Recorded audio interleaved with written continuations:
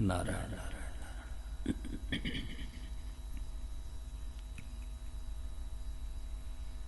देखो मेरे भाई बहन, मनुष्य के जीवन में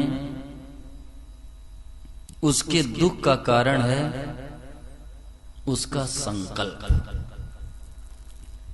मानव के जीवन में उसके दुख का कारण है उसका खुद का संकल्प, और दुख का कोई कारण नहीं। केवल संकल्प ही दुख का कारण है।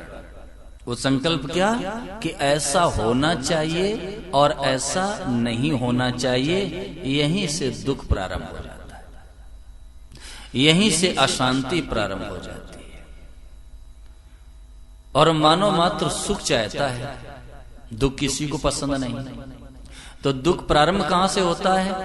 मनुष्य के खुद के संकल्प से दुख शुरू हो जाता है। यानी ऐसा होना चाहिए और ऐसा नहीं होना चाहिए, बस यही दुख का कारण है, यही अशांति का कारण है। और जो संकल्प का त्याग कर देता है उसके जीवन में समता आ जाती है, यानी परमात्मा में वो स्थित हो जाता है, ब्रह्म में वो स्थित हो जाता है, जिसके जीवन में समता आ जाती है। और जैसे मनुष्य जीवन से संकल्प का त्याग करेगा ना, वैसे उसके जीवन में समता आ जाएगी।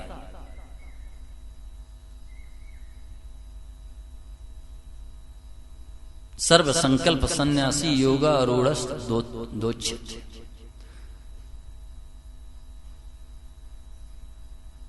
समता में स्थित हो जाएगा, यानी परमात्मा में उसकी स्थिति हो जाएगी। संकल्प यदि मनुष्य जीवन में छोड़ दे कि ऐसा होना चाहिए और ऐसा नहीं होना चाहिए, होई सोई जो राम रचि राखा, अको करी तर्क बढ़ावे साखा। होगा तो वही जो परमात्मा की मर्जी होगी, भगवान की जो इच्छा होगी वो वही होगी। लेकिन मनुष्य ये संकल्प करता है कि ऐसा होना चाहिए और ऐसा नहीं होना चाहिए, यही इसके दुख का मूल कारण है। यहीं से दुख प्रारंभ हो जाता है, यहीं से अशांति प्रारंभ हो जाती है। इसी को श्रीमद् भगवद गीता में कामना कहा गया। कामना दूसरे अध्याय के 71वें श्लोक में भगवान ने कहा कि विहाय कामान्य सर्वान पुमांस चरति निष्प्रिया निर्ममो निरहंकारा सा शांति मदिगच्छति। ध्यान देना, मनुष्य मात्र शांति चाहता है, तो परमात्मा ने संदेश दिया, भगवान ने घोषणा की, विहाय कामान्य सर्वान, जो जीवन से कामना का त्याग कर देता है, पुमांस चरित निष्प्रिया, स्प्रिया रहित हो जाता है। स्प्रिया यानी जीवन निर्वाह की चिंता, कहाँ रहूंगा, क्या खाऊंगा, क्या पहनूंगा, इसको कहते हैं स्प्रिया। इसका जो त्याग कर देता है। निर्ममो निरहंकारा, जो ममता रहित हो जाता है। ममता यानी मेरापना, सीधे शब्दों में ये परिवार मेरा है, कुटुंब मेरा है, जमीन जायदाद मेरी है, मकान दुकान मेरा है और ये शरीर मेरा है। इस मेरे पने का जो त्याग कर देता है। निरहंकार, अहंता रहित हो जाता है। अहंता यानी मैं पना, अर्थात ये शरीर ही मैं हूं। ये जीवन की मूल भूल है, ये जिंदगी की मूल भूल है कि ये शरीर मैं हूं।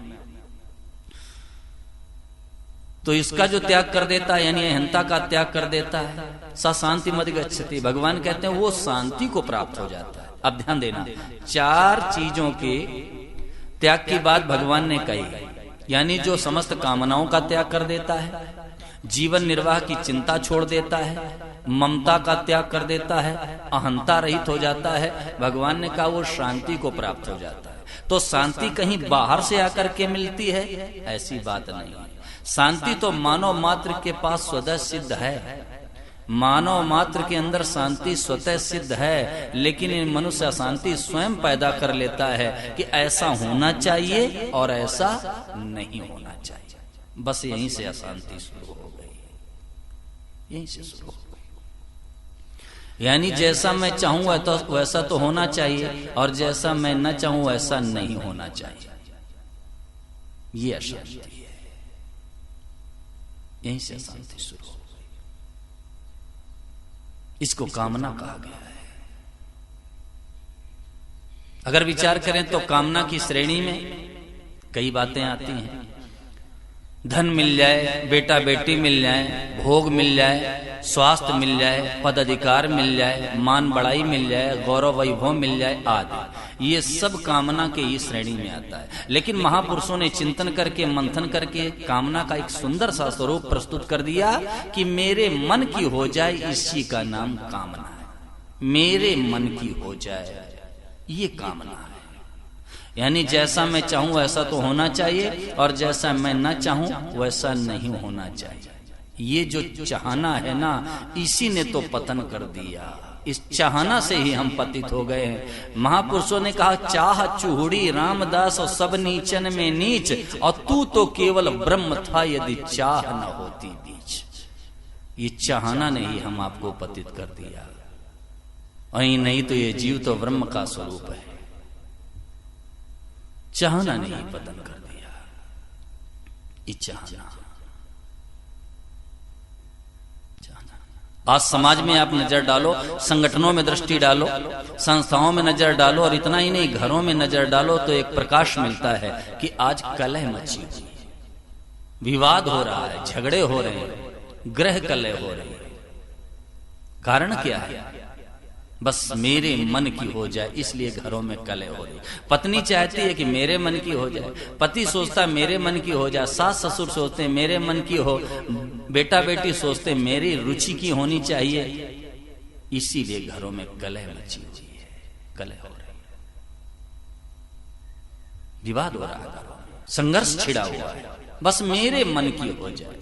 और ध्यान देना, घर में यदि आपके मन की हो जाएगी तो आपको अभिमान आ जाएगा, और आपके मन की नहीं होगी तो आपको क्रोध आएगा।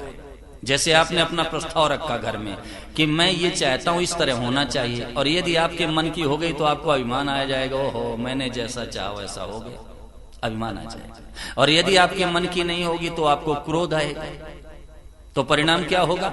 अभिमान और ये क्रोध दोनों आसुरी संपत्ति है, पतन हो जाएगा। अभिमान और क्रोध दोनों आसुरी संपत्ति है, मनुष्य का पतन हो जाता है, पतन हो जाए। ये मेरे मन की हो जाए ना, इसी से तो 84 लाख योनियां तैयार हो जाती, इसी से 84 लाख योनियां मिलती हैं। ये जितने नरकों में जीव दुख पा रहे हैं, 84 लाख योनियों में चक्कर लगा रहे हैं जीव, ये किसका परिणाम है? इन्होंने हमेशा अपने मन की है, उसी का परिणाम है कि नरकों में दुख पा रहे हैं और 84 लाख योनियों में भटक रहे हैं, हमेशा अपने मन की है। इसीलिए 84 लाख योनियों में चक्कर लगा रहे हैं, नरकों में जीव दुख पा रहे हैं, हमेशा अपने मन की है, मेरे मन की हो जाए। इसलिए जीवन जीने का ढंग एक तरीका है। आप परिवार में रहो, कुटुंब में रहो, समाज में रहो, संगठन में रहो, संस्थाओं में रहो, लेकिन सामने वाले के मन की बात पूरी करो। सामने वाले के मन की बात पूरी करो। घर में सास ससुर हैं, उनके मन की बात पूरी हो, पति के मन की बात पूरी हो, पति पत्नी के मन की बात पूरी हो, ये धारणा। लेकिन उनके मन की बात पूरी करने में दो बातों का ध्यान रखना है। एक तो उनकी बात न्याययुक्त होनी चाहिए, अन्याययुक्त बात को पूरा मत करना। उनकी बात न्याययुक्त होनी चाहिए, और दूसरी बात ये हमारे सामर्थ्य के अनुकूल होनी चाहिए। यदि उनकी मांग, उनकी चाहना न्याययुक्त तो नहीं है, शास्त्र विहित नहीं है, प्रभु आज्ञानुसार नहीं है, लोक मर्यादित नहीं है, वो चाहना मत पूरी कर देना।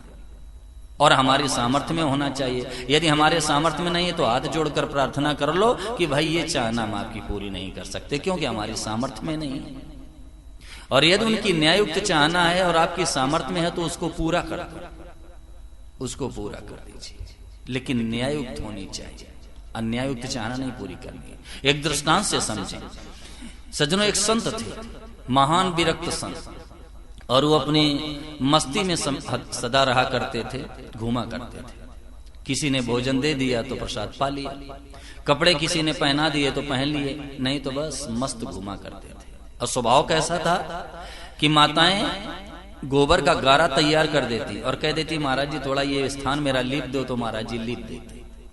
माताएं बहनें जल भर करके घड़ा सिर पर रखने के लिए बाबा जी को बुला लेती कि महाराज जी थोड़ा हाथ लगा दो, तो महाराज जी उठवा देते और माताएं सिर पर घड़ा जल का लेकर के घर चली जाती। ऐसा स्वभाव था। एक स्त्री ने बाबा जी की बहुत सेवा की, महात्मा जी की बहुत सेवा की, अच्छे अच्छे कपड़े पहनाना, खूब भोजन प्रसाद अच्छा देना, खूब सेवा की।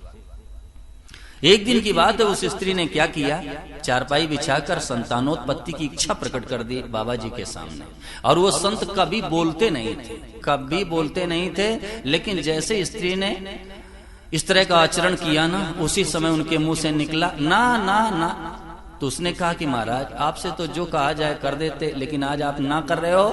उन्होंने कहा बस यहीं तक, इसके आगे नहीं, यहां तक, इसके आगे, यानी व्यभिचार तक नहीं। मेरे कहने का आशय यह है कि सामने वाले की बात न्याययुक्त होनी चाहिए, अन्यायुक्त चाहना नहीं होनी चाहिए, और हमारे सामर्थ्य के अनुकूल होना चाहिए। वो चाहना पूरी कर दो, पूरी कर दो। ये मेरे मन की हो जाए ना, इसी से तो पतन हुआ है, इसी से पतन हुआ है, मेरे मन की हो जाए। और ये आग्रह रखने वाला व्यक्ति कि जैसा मैं चाहूं वैसा होना चाहिए, वो दुनिया के किसी भी कोने में चला जाए वो जलता ही रहेगा। जो अपना खुद का संकल्प रखेगा वो जलता ही रहेगा, दुनिया के किसी भी कोने में चला जाए, कहीं भी चला जाए, जिसका अपना खुद का संकल्प रहेगा कि ऐसा होना चाहिए और ऐसा नहीं होना चाहिए, वो जलता ही रहेगा, चलता रहेगा, चाहे जहां चला जाए। ये संकल्प से ही तो दुख प्रारंभ होता है, संकल्प से।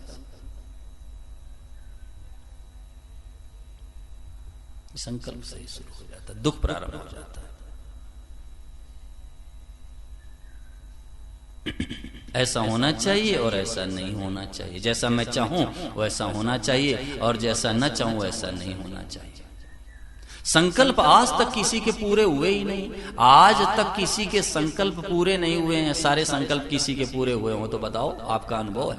कुछ संकल्प पूरे होते हैं, कुछ नहीं पूरे होते हैं, ये सबका अनुभव है।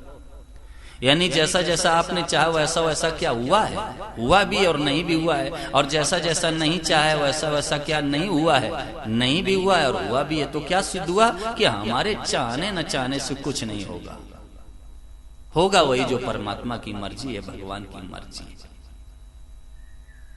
इसीलिए संतों ने कहा कि मेरी चाही मत करो और मैं मूर्ख अज्ञान, और तेरी चाही में प्रभो है मेरा कल्याण। संतों ने कहा, भक्तों ने परमात्मा से प्रार्थना की कि प्रभु मेरी चाही मत करो, मैं मूर्ख अज्ञान, और तेरी चाही में प्रभु है मेरा कल्याण। भगवान जैसा आप चाहोगे उसी में मेरा हित है, उसी में कल्याण है। मेरी चाहना मत पूरी कर देना। क्यों? कि मैं तो अल्पज्ञ हूं, मुझे पता ही नहीं कि किस में हमारा हित है और किस में हमारा अहित है। मेरी चाहिए मत करो। परमात्मा की मर्जी में अपनी मर्जी को मिलाते हैं। दो विभाग हैं अलग अलग सज्जनों, एक है करने का विभाग और दूसरा होने का विभाग। ये दो डिपार्ट अलग अलग है, एक करने का विभाग और दूसरा होने का विभाग है। करना तो हमारे हाथ में, लेकिन होना भगवान के हाथ में। करना हमारे हाथ में है, लेकिन होना परमात्मा के हाथ में है। इसलिए भगवान ने श्रीमद् भगवद गीता में अर्जुन से कहा कि कर्मण्येवाधिकारस्ते मां फलेषु कदाचन। अर्जुन, कर्म पर तो तेरा अधिकार है, लेकिन उसके फल पर तेरा कोई अधिकार नहीं। ये विभाग ही अलग अलग है, करने का विभाग अलग है और होने का विभाग अलग है। आदमी व्यापार करता है लाभ के लिए, लेकिन हो जाता है घाटा। आदमी लाभ के लिए व्यापार करता है, लेकिन घाटा हो जाता है। तो बिल्कुल प्रकाश मिलता है कि होने का विभाग अलग और करने का विभाग अलग। करना हमारे हाथ में है और होना परमात्मा के हाथ में, भगवान के हाथ में है। तो महापुरुषों ने एक सूत्र दिया जीवन जीने के लिए कि करने में सावधान और होने में प्रसन्न। ये सूत्र दे दिया जीवन जीने के लिए। महापुरुषों ने एक उपाय बता दिया कि करने में सावधान और होने में प्रसन्न। करने में तो सदा सावधान रहिए और होने में प्रसन्न। करने में सावधान क्या है? करने में सावधान यह है कि जो कार्य शास्त्र आज्ञा के विरुद्ध,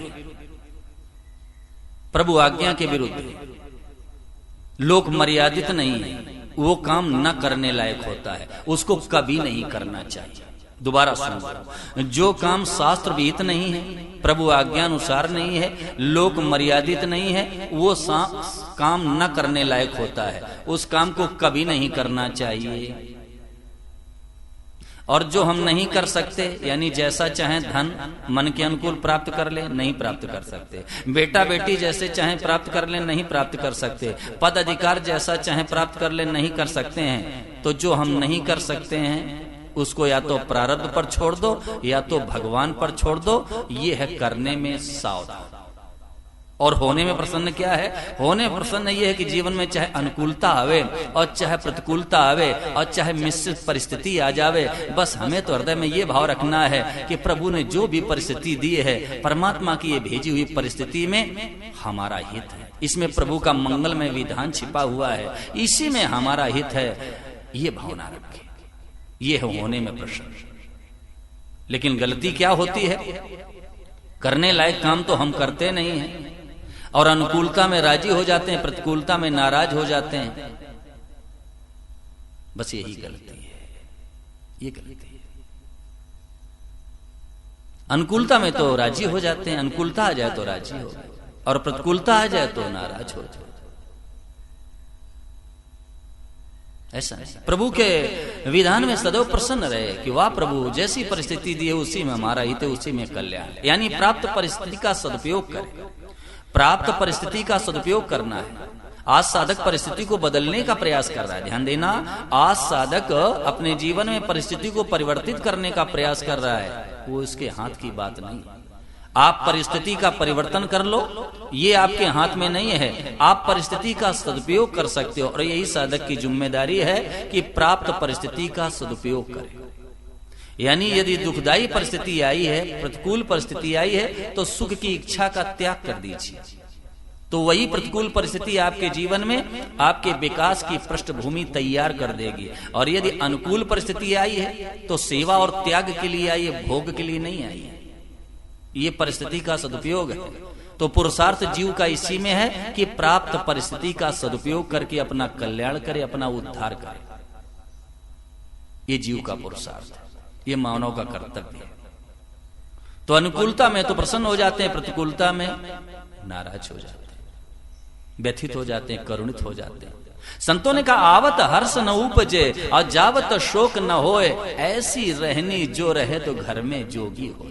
वो घर में योगी है, उसको कपड़े लाल करने की आवश्यकता नहीं है, जंगल में जाने की कोई आवश्यकता नहीं है। वो घर में योगी है, चाहे स्त्री हो चाहे पुरुष हो। आवत हर्ष न उपजे, व्यापार में लाभ हो जाए, सम्मान हो जाए, समाज में पद अधिकार मिल जाए, तो इतराना नहीं चाहिए। आवत हर्ष न उपजे जावत शोक न हो। अचानक व्यापार में घाटा हो गया, समाज में अपमान हो गया, पद अधिकार चला गया, तो व्यथित न हो, करुणित न हो। ऐसी रहनी जो रहे तो घर में जोगी होए। इस प्रकार से जो जीवन जीता है वो सज्जनों घर में योगी है। क्या सुंदर बात परमात्मा ने श्रीमद् भगवद गीता में कही है। गेयः स नित्य सन्यासी यो न द्वेष्टि न कांक्षते निर्द्वंदो ही महाबाहो सुखम बंधात प्रमुच्यते। अमृत दे दिया, अमृत मेरे गोविंद ने अमृत दे दिया। गेयः स नित्य सन्यासी यो न द्वेष्टि न कांक्षते। ये कपड़े लाल कर लेने का नाम सन्यासी नहीं है। गीता सन्यास किसको बताती है? गेयः स नित्य सन्यासी, वो नित्य सन्यासी। यो न द्वेष्टि न कांक्षते, जो न किसी से द्वेष रखता है और न किसी से अपेक्षा रखता है। निर्द्वंदो ही महाबाहो सुखम बंधात प्रमुच्यते।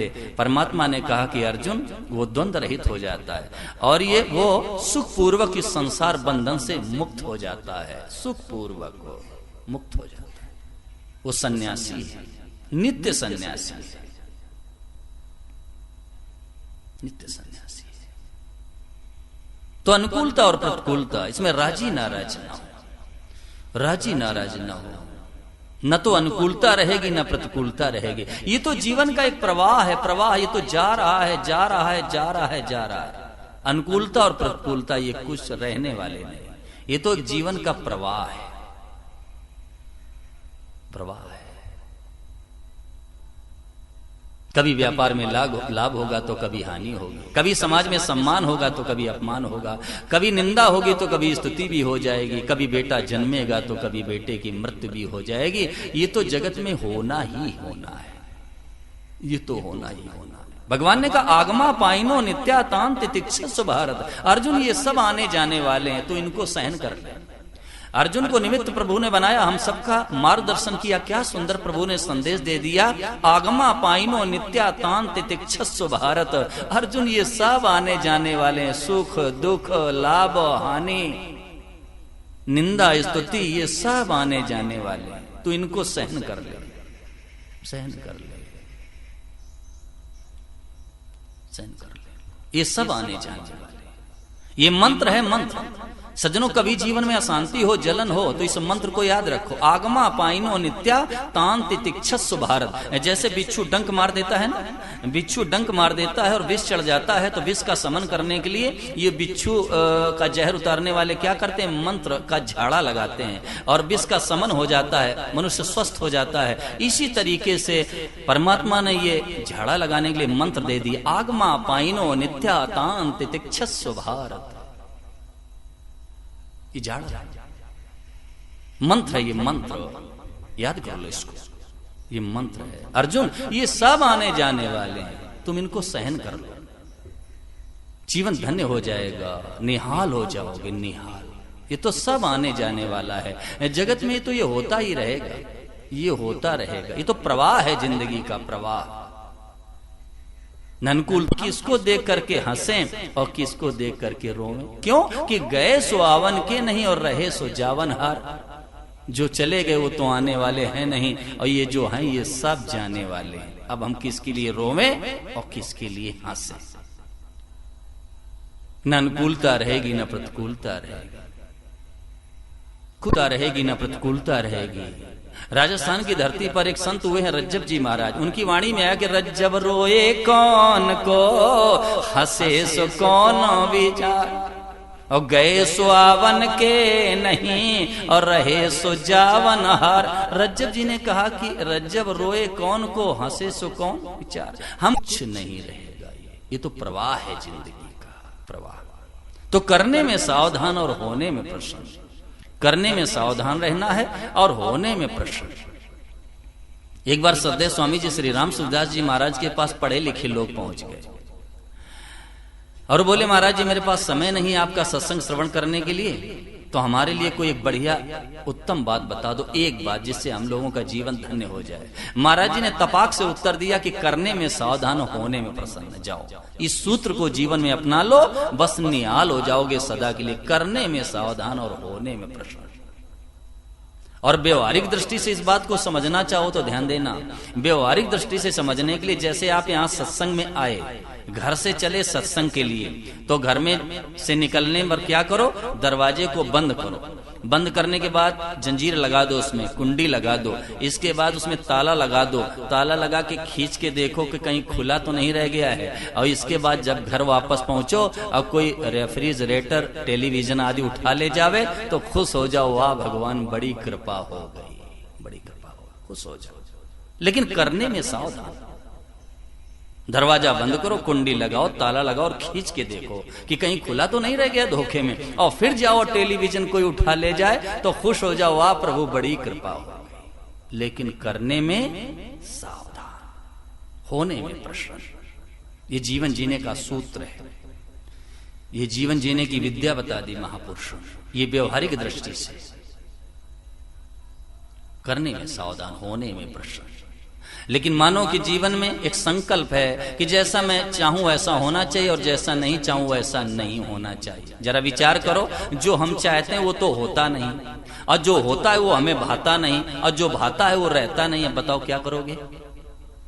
दोबारा सुनो, जैसा हम चाहते हैं वैसा तो होता नहीं, और जो होता है वो हमको भाता नहीं, और जो भाता है वो रहता नहीं। अब बताओ आप करोगे क्या? क्या करोगे? बोलो, कोई उपाय है? बस प्रभु की मर्जी में अपनी मर्जी को मिला दो, भगवान की मर्जी में अपनी मर्जी को मिला दो, जीवन सदा के लिए धन्य हो जाएगा। प्रभु की मर्जी में अपनी मर्जी में मिला दो। हम राजी हैं उसी में जिसमें तेरी रजा है। मेरे मालिक जैसे आप रखना चाहो वैसे मैं रहने के लिए तैयार। वही तो भक्त होता है, वही भक्त होता है जो भगवान की मर्जी में अपनी मर्जी को मिला देता है।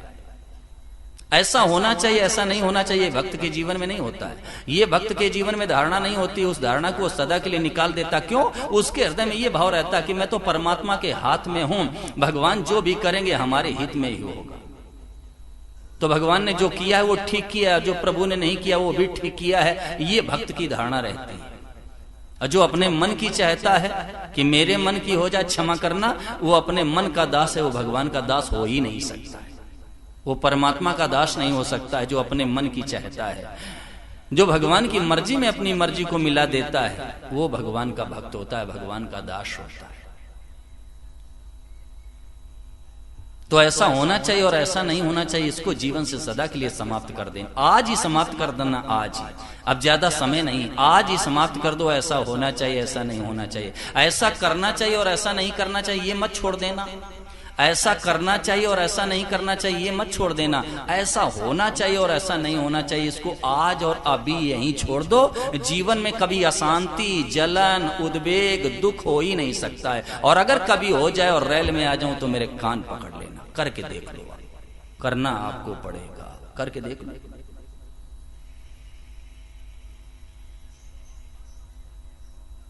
ऐसा करना चाहिए, ऐसा नहीं करना चाहिए, मत छोड़ देना। ऐसा होना चाहिए और ऐसा नहीं होना चाहिए, इसको छोड़ देना है। क्यों? यही ये संकल्प से ही दुख शुरू हो जाता है, यहीं से अशांति शुरू हो जाती है।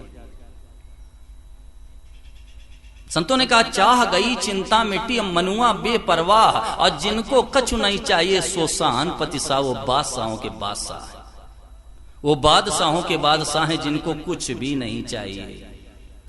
एक बार क्या हुआ, एक संत जंगल में बैठे हुए थे और कश्मीर के राजा भ्रमण करते हुए जंगल में पहुंच गए। देखा कि ये तो बहुत ही विरक्त संत लग रहे हैं, पास में गए, अभिवादन किया, पूछ दिया, महाराज आप कौन हो? तो संत ने पूछा, आप कौन हो? तो कश्मीर के राजा ने जवाब दिया कि मैं तो राजा हूं। तो संत ने कहा, मैं महाराजा हूं। तो राजा साहब ने पूछा, महाराज आप महाराजा कैसे हो?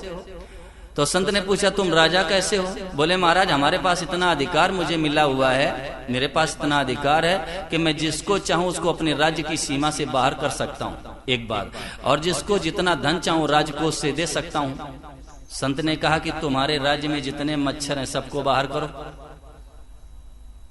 सोचने लगे, ये कैसे संभव है? बोले, महाराज ये कैसे हो सकता है? बोले, 1 लाख रुपया राजकोष से लाकर मुझे दो।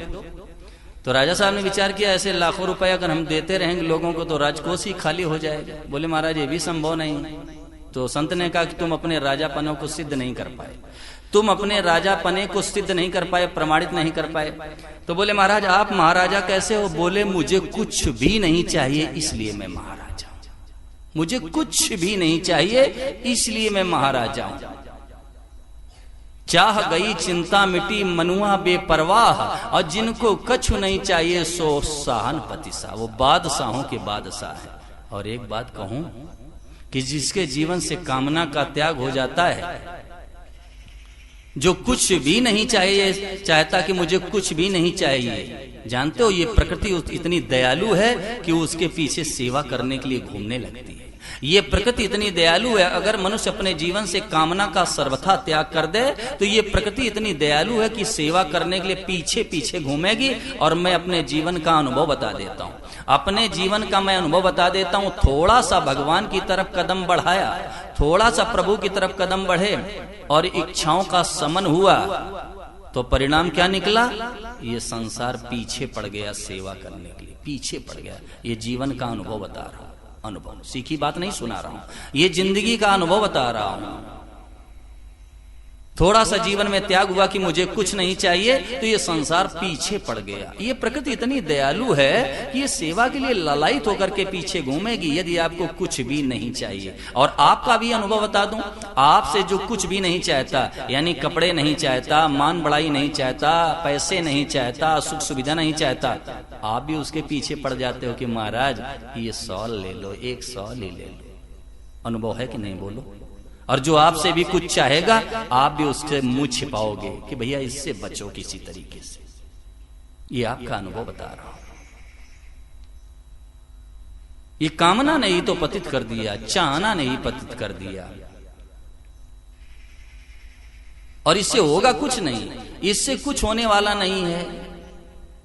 विचार करो, चाहने से क्या बेटा बेटी मिल जाते हैं? अगर चाहने से बेटा बेटी मिल जावे तो संतान निसंतान संसार में लोग क्यों रहें?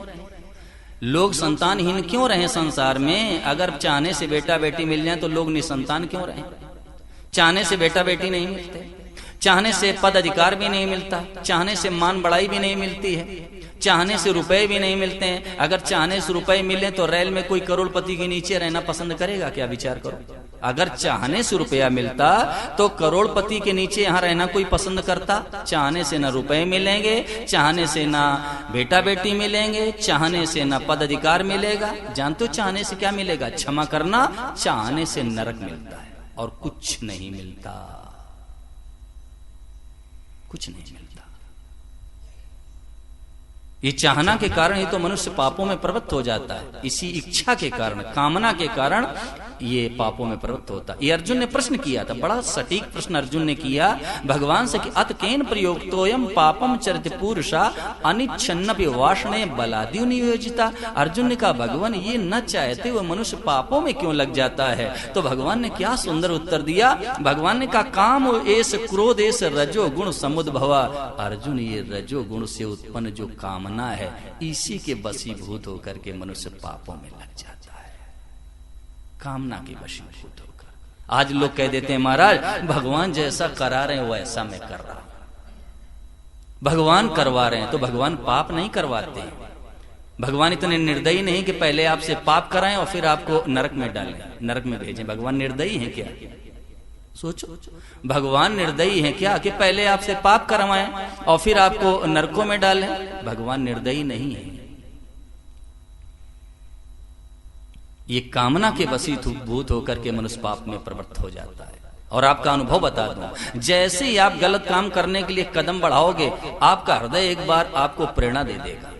आपके चित्त में एक भावना पैदा हो जाएगी, प्रेरणा अंदर से ही आपको मिलेगी कि देखो ये गलत काम है, इधर कदम न बढ़ाओ। लेकिन मनुष्य कामना के वशीभूत होकर के उस प्रेरणा को दबा देता है और पापों में लग जाता है।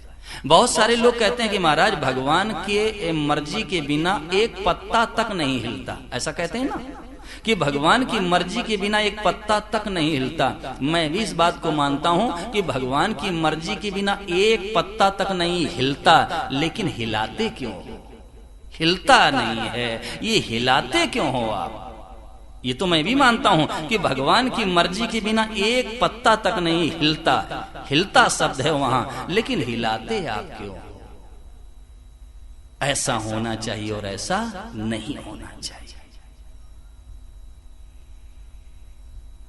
इसी से पतन हुआ है। इसीलिए संतों ने कहा मना मनोरथ छोड़ दे और तेरा किया ना होए।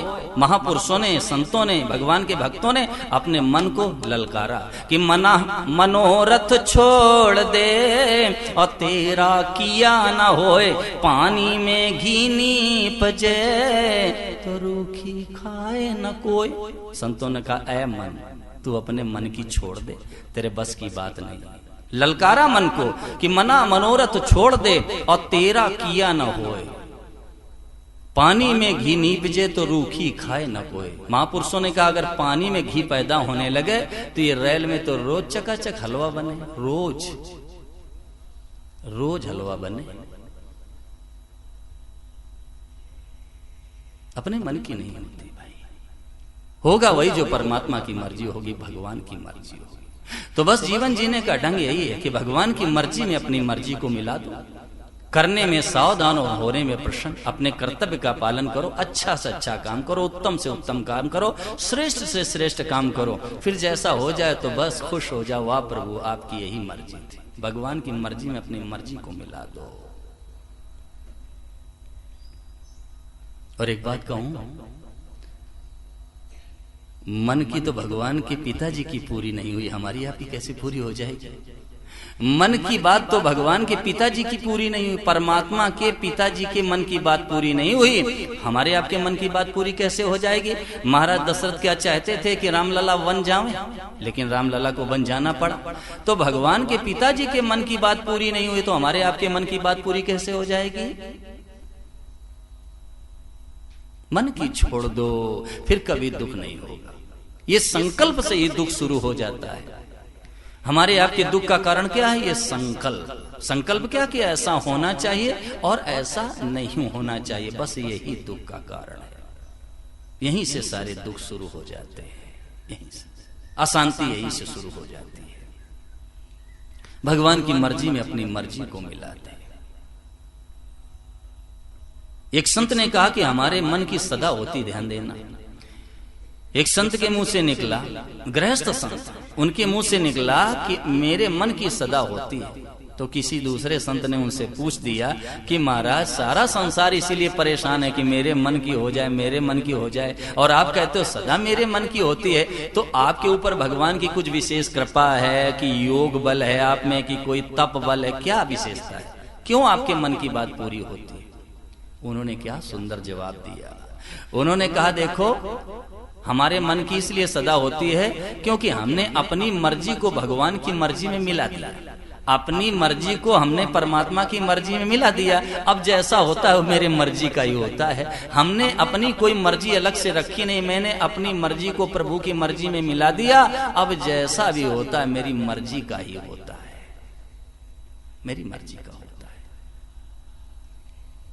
ये बंधन कहाँ है कि ऐसा होना चाहिए और ऐसा नहीं होना चाहिए? यही तो बंधन है, यही बंधन है कि मैं जैसा चाहूं ऐसा होना चाहिए और जैसा नहीं चाहूं वैसा नहीं होना चाहिए।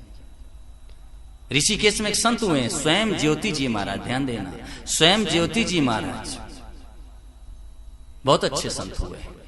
उनके बारे में founder of Gita press, Gita press के जो संस्थापक हुए ब्रह्मलीन श्रद्धेय श्री जयदयाल जी गोविंदका उर्फ सेठ जी, उन्होंने उनके बारे में कहा कि ये जीवन मुक्त महापुरुष हैं, जीवन मुक्त महापुरुष। उनके पास एक जिज्ञासु एक बार गया, साधक गया और पूछ दिया कि महाराज ये मुक्ति किसको कहते हैं, मुक्ति क्या है?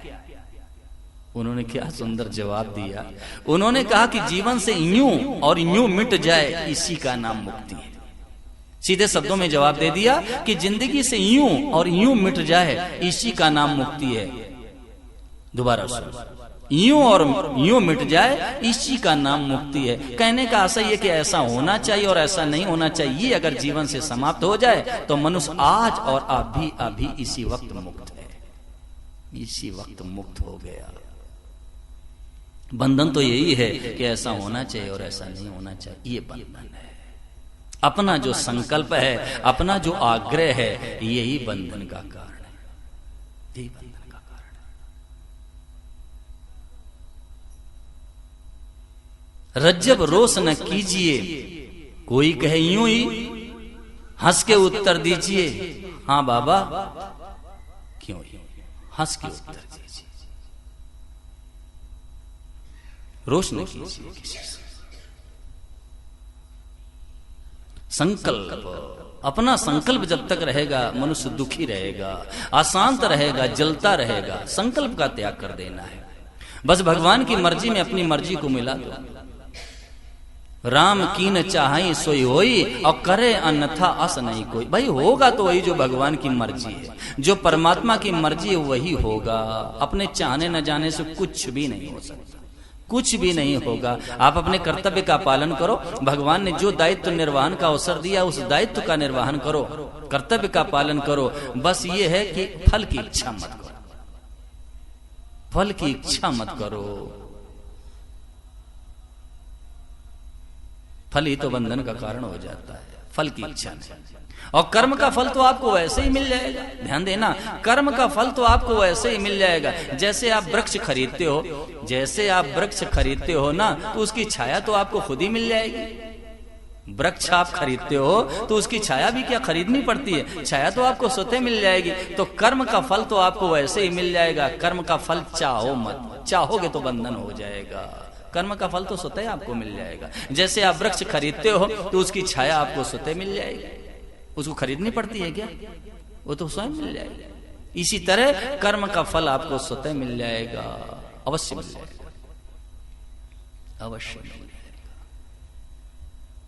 कर्तव्य पालन करो, बस ये अपने दायित्व का निर्वहन करो। और जहां रह रहे हैं, जिसके साथ जीवन जी रहे हैं, अपने मन की मत करो। मन की करोगे तो घर में कलह होगी, संगठन में कलह हो जाएगी, संस्थाओं में विवाद हो जाता है। मेरे मन की हो जाए, जैसा मैं चाहूं वैसा होना चाहिए और जैसा मैं न चाहूं वैसा नहीं होना चाहिए। इसीलिए कलह मची हुई है, इसीलिए विवाद हो रहा है। आज ये धारणा यहीं छोड़ के जाओ, यहीं छोड़ के जाओ। सत्संग स्थल पर ही पति के मन की बात पूरी करो, पत्नी के मन की बात पूरी करो, घर में सास ससुर देवर जेठ जेठानी उनके मन की बात पूरी करो। लेकिन जैसा कि निवेदन किया, दो बातों का ध्यान रखना। एक तो उनकी चाहना, उनकी मांग न्याययुक्त होनी चाहिए और हमारे सामर्थ्य के अनुकूल होना चाहिए। घर में शांति रहेगी, प्रेम रहेगा, प्रेम रहेगा। आग्रह छोड़ो जीवन से, आग्रह। आग्रह जब तक रहेगा ना, तब तक समता आ ही नहीं सकती है। और समता भगवान का स्वरूप है, समता भगवान का स्वरूप है। जो समता में स्थित हो जाता है वो परमात्मा में स्थित हो जाता है। और इतना नहीं, जिसकी जिंदगी में समता आ जाती है वो जीवित अवस्था में इस संसार पर विजय हासिल कर लेता है। यही उतर जिता सर्गो ये साम साम्य स्थितम मनहा। गीता कहती जिसका समता में मन स्थित हो गया वो जीते जी इस संसार पर विजयी हो जाता है। यही उतर जिता सर्गो एसाम साम्य स्थितम मना। जिसका मन समता में स्थित हो गया। और समता वो कब आएगी? जब संकल्प जीवन से चला जाएगा, तब समता आएगी, नहीं तो समता नहीं आएगी। वो परमात्मा में स्थित हो जाता है जिसके जीवन में समता आ जाती है। आग्रह छोड़ दो, आग्रह, आग्रह छोड़ो। हमारे राष्ट्र में जितने अच्छे अच्छे महापुरुष हुए हैं, सूर हुए, कबीर हुए, तुलसी हुए, नानक हुए, भगवान की भक्ता हो गई, जनाबाई, कर्माबाई, फूलीबाई, मीराबाई, इन्होंने क्या किया? इन्होंने जीवन से आग्रह छोड़ दिया। आग्रह, इसी आग्रह के नीचे तो परमात्मा दबे, ध्यान देना, इसी आग्रह के नीचे परमात्मा दबे हुए हैं। इसी आग्रह रूपी पत्थर के नीचे प्रभु दबे हुए हैं। जैसे जल तो नीचे नाली में यानी जमीन में जल खूब बह रहा है, अंदर जमीन में जल बह रहा है या नाली में जल बह रहा है, अब उसके ऊपर कोई पत्थर रख दे जल दिखेगा? जल तो नाली में कलकल कलकल बह रहा है, लेकिन उसके ऊपर कोई पत्थर रख दे तो जल कैसे दिखेगा? ऐसे ही ये आग्रह रूपी पत्थर के नीचे भगवान दबे हुए हैं। आग्रह, इसी पत्थर के नीचे दबे। महापुरुषों ने जीवन से आग्रह छोड़ा, सूर ने आग्रह छोड़ा, कबीर तुलसी ने आग्रह छोड़ दिया, मीराबाई ने आग्रह छोड़ दिया, गोपियों ने आग्रह छोड़ दिया। गोपियों को प्रेम की ध्वजा कहा गया, गोपियों को प्रेम की ध्वजा कहा गया, लेकिन गोपियों ने जीवन से आग्रह छोड़ दिया। मथुरा और वृंदावन कोई खास दूरी नहीं है, और मथुरा में भगवान श्री कृष्ण और गोपियां थी वृंदावन में, लेकिन कभी मथुरा नहीं गई वृंदावन से गोपियां, कभी नहीं गई। क्यों? कि उनके हृदय में यह भाव था कि यदि श्याम सुंदर ये चाहते हैं कि नहीं तुम मेरे पास ना हो तो मैं कभी मथुरा नहीं जाऊंगी। जिंदगी से गोपियों ने आग्रह छोड़ दिया। परिणाम ये निकला कि गोपियों ने गोविंद को नाचने के लिए विवश कर दिया, विवश कर दिया, आग्रह छोड़ दिया। भक्तों ने जीवन से आग्रह छोड़ा है, आग्रह छोड़ा, महान हो गए, श्रेष्ठ हो गए, भगवान की मर्जी में अपनी मर्जी को मिला दिया। गोपियां श्याम सुंदर की मर्जी में अपनी मर्जी को मिलाकर सदैव प्रसन्न रही। श्याम सुंदर जैसा चाहे वैसा होना चाहिए, उनकी मर्जी में अपनी मर्जी को मिला दिया। कभी मथुरा नहीं गई, और वृंदावन मथुरा में कोई खास दूरी नहीं, मैं जाके आया, कोई खास दूरी नहीं। लेकिन श्याम सुंदर नहीं चाहते तो मैं क्यों जाऊं उनके पास, क्यों जाऊं? आग्रह छोड़ दिया। जिंदगी से आग्रह छोड़ दो, जीवन में दुख नहीं आ सकता, अशांति नहीं आ सकती है, जलन नहीं हो सकती है। भगवान की मर्जी में अपनी मर्जी को मिला दो, सदा सदा के लिए जीवन धन्य हो जाएगा, निहाल हो जाओगे, निहाल हो जाओगे, निहाल। अपने मन की छोड़ दो, बस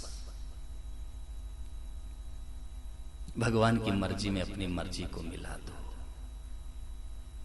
प्रभु जैसी आपकी मर्जी वैसे करो, ऐसा होना चाहिए और ऐसा नहीं होना चाहिए। इस सूत्र को जीवन से समाप्त करना चाहिए, इसको निकालो। ये संकल्प से ये दुख प्रारंभ हो जाता है, संकल्प से दुख होता है। और हमारे चाहने न चाहने से कुछ भी नहीं होगा, हमारे चाहने न चाहने से कुछ नहीं होगा, वही जो भगवान की मर्जी है वही होगा, वही होगा। हमारे चाहने न चाहने से कुछ नहीं होगा। और जो भगवान की मर्जी में अपनी मर्जी को मिला देता है ना, परमात्मा की मर्जी में अपनी मर्जी को मिला देता है, उसके जीवन में एक नई रोशनी आ जाती है, उसका जीवन प्रकाशित हो जाता है, उसके जीवन से अशांति, दुख, जलन, उद्वेग सदा सदा के लिए समाप्त हो जाता है। वो मस्त रहा करता है, उसको कोई चिंता नहीं रहती है, हर तरह की चिंताओं से वो खाली हो जाता है। चिंता नाम की चीज उसके जीवन में रहती ही नहीं है। भगवान की मर्जी में अपनी मर्जी को मिला दिया। अब जैसे प्रभु रखना चाहें वैसे हम रहेंगे, भगवान की मर्जी। जाई विधि राखे राम और ताई विधि रहिए, और सीताराम सीताराम सीताराम कहिए। जैसे भगवान रखना चाहें वैसे रखें। ये जीवन में सूत्र उतर जावे तो सदा के लिए दुखों का अंत संभव है, इसमें शंका का कोई स्थान नहीं।